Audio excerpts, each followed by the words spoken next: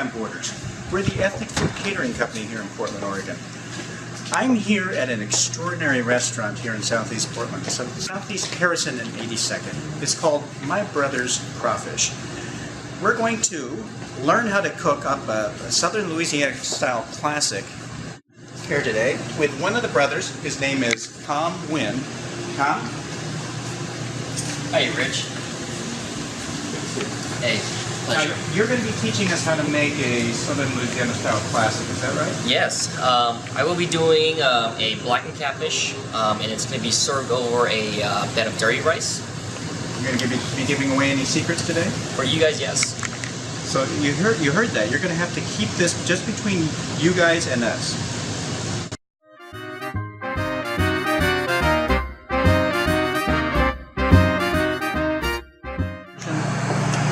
Are you ready for this? Yes. I am too, I think. I don't know what we're going to do, so any way that I can help or get out of your way, just let me know. Oh, I will. And as you see, we have all kinds of stuff laying out here. Some onions, celery, garlic. And that's your trinity. That's your Cajun trinity right there. And all these ingredients we'll be using for the dirty rice. As far as the blackened catfish, we have the filet right here.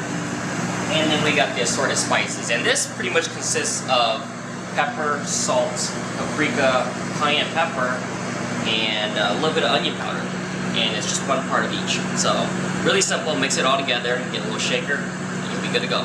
So the Holy Trinity, celery really ends up in an awful lot of dishes from that region, right? Yeah, the Holy Trinity consists basically of onions, celery, and bell peppers. We don't have bell peppers here because we don't require it, but this is the base of it. You got bell peppers, garlic, of course. Garlic gives it that nice little kick.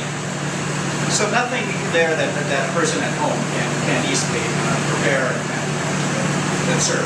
Yeah, pretty much. These are all household items. If you don't have them, your local store should have them. So it's everything here that you should be able to get anywhere. What about these two?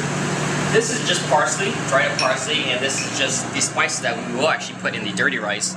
Very simple. It's salt, pepper, and thyme. Very simple.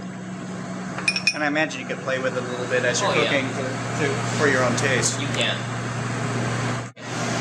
Alright, so we're going to go ahead and spice the catfish right here. As you can see, you want a pretty generous amount of spice on that. Now that won't burn off. I mean, it'll still infuse the flavor of the catfish. No, what's going to happen is that it's going to cook and it's black. It'll get blackened, and that's why it's called blackened catfish. It's not burnt, but all those spices create that dark complexion. Alright, so we've got the catfish. I've got some oil on the iron. About how much? Cast iron. Just I'd say about 3 tablespoons. Just a standard vegetable oil. Just a standard vegetable oil. Canola oil works. You want to make sure that it's really high on heat.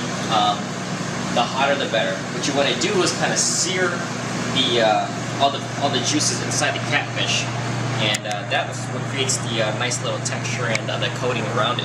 Now you were telling me a moment ago about a formula for telling about when it's done, because I've done this before and I've overcooked it badly. Oh, definitely. The main thing is you want to treat the catfish just like a steak.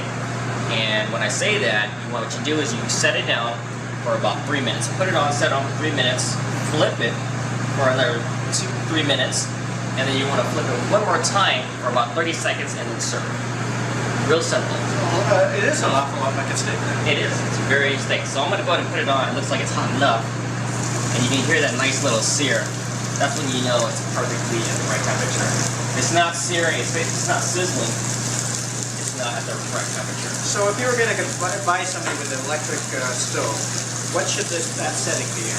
Unfortunately, with the electric stove, you want to have an open flame. So you want to have like a flame going. A really neat trick that I tell all my kitchen cooks is that when you have the oil burning, splash a little water on it. If it sizzles, it's ready. If it doesn't sizzle, it's not ready. Real simple. Alright, so I've got the spices in my hand. We're ready to flip the catfish. It's been about 3 minutes. So I'm going to go ahead and season it. Let's do it pretty generously. And what we're going to go ahead and do is flip it now. Already a ton of smoke. Yeah, so a lot of times you got to be really careful because when you flip it, it might flame up. So all the time. There you go. It's starting to flame up now.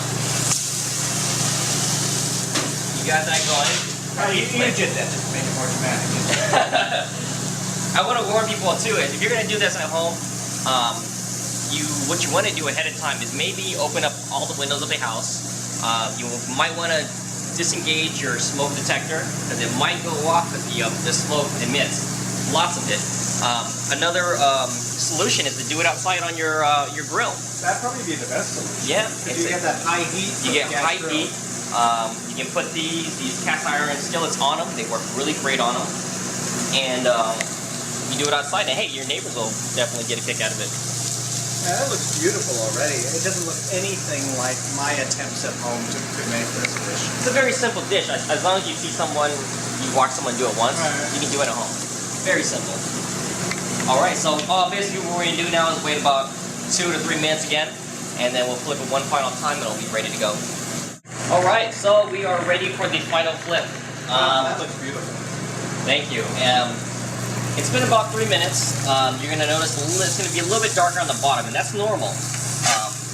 So, there you go. You know, it seemed like it continued to darken on the top, too. It's got that slow. It's going to continue to heat up everywhere. And the whole point of the whole the flip is that you want the top of the fish to be just as warm as I see. the bottom. And you want mainly the middle of the catfish to be a little bit darker too. So, it gives it a little bit of character. So we're on about how much, refresh our memories about how much time are we? Total time, I would say about 6 minutes. Well, that's really fast. Really fast. I mean, the key thing is also that to know it's finished, that it's firm. There's no bend.